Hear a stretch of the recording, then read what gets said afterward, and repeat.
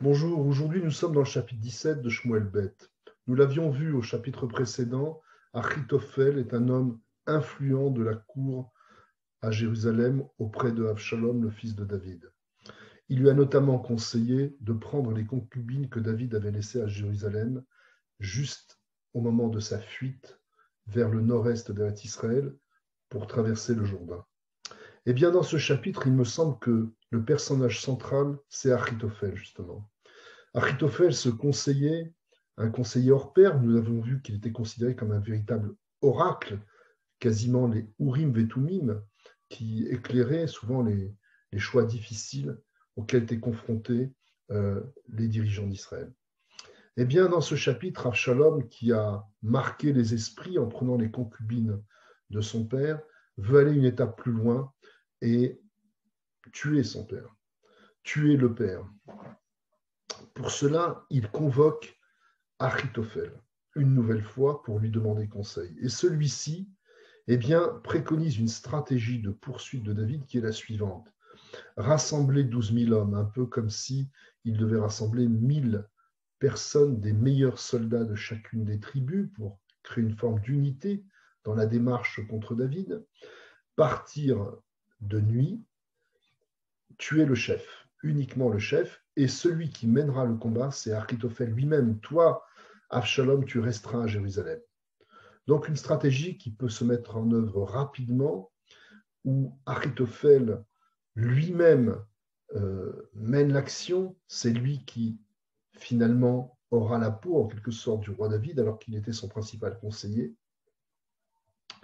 et ainsi, dans son esprit probablement, prendre ensuite le pouvoir puisque c'est réellement lui qui trame les choses pour le compte de Avshalom.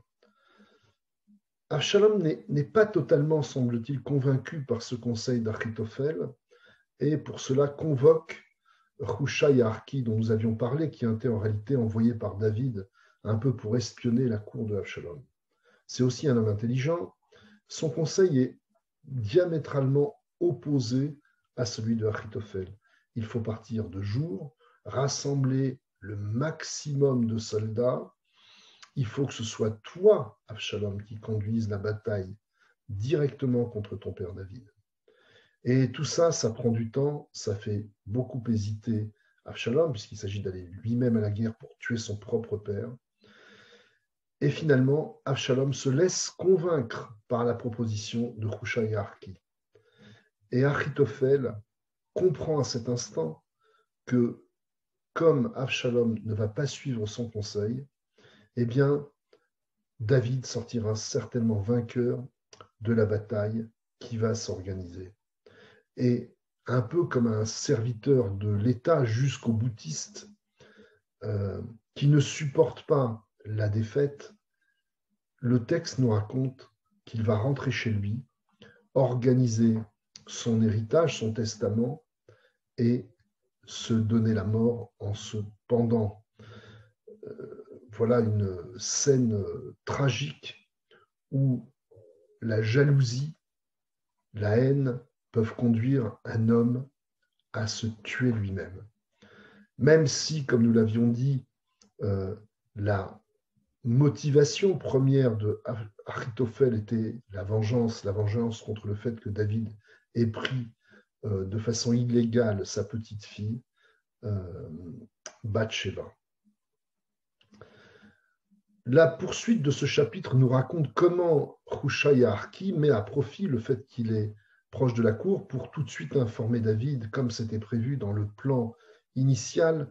Eh bien, il envoie les fils de Tzadok, Achimaatz et le fils de Éviatar, Yonatan, rapporter la nouvelle à David. Immédiatement, il lui conseille, parce qu'on ne sait jamais si finalement Avshalom se range au conseil de Achitophel, de se mettre à l'abri, de ne pas rester avec la masse de ses soldats et de passer dès que possible le Yarden par les ponts qui se trouvent à Yericho. C'est ce que fait David. Et là, David rejoint l'endroit qui s'appelle Mahanaïm. Mahanaïm, souvenez-vous, c'est l'un des endroits principaux dans lesquels siégeait Shaoul. Nous avons là, finalement, dans ce chapitre, inversement du destin en quelque sorte, puisque nous avons Absalom qui est à Jérusalem et David qui est dans le siège historique du roi Shaoul. Et à la fin du chapitre, on nous raconte, de ce chapitre 17, on nous raconte que 3 personnalités qui avaient été dans l'écosystème de Shaoul, à savoir Shovi ben Nachash de Rabat ben Amon, verset 27 de notre chapitre, Machir ben Amiel Milo Davar, souvenez-vous, c'est là-bas qu'était Mephibosheth, le fils de Shaoul, ou Barzilla et Giladi, Merogalim, et Barzillai le Giladi, du Gilad, de la ville de Roglim. Ces 3-là font, eux, allégeance à David. Nous nous retrouvons un peu dans la situation inverse de celle qu'avait vécue David alors qu'il était poursuivi par Shaoul. Là, c'est son propre fils, Absalom, qui le poursuit, et David se retrouve dans l'environnement de Shaoul, et ses alliés sincères, sont ceux qui étaient les premiers soutiens de Shaoul. Nous verrons comment, après cette stratégie proposée par Hushai Arki, comment après la mort d'Achitophel, les choses vont se dérouler le jour ultime du combat entre Absalom et David. Je vous dis à demain. Merci.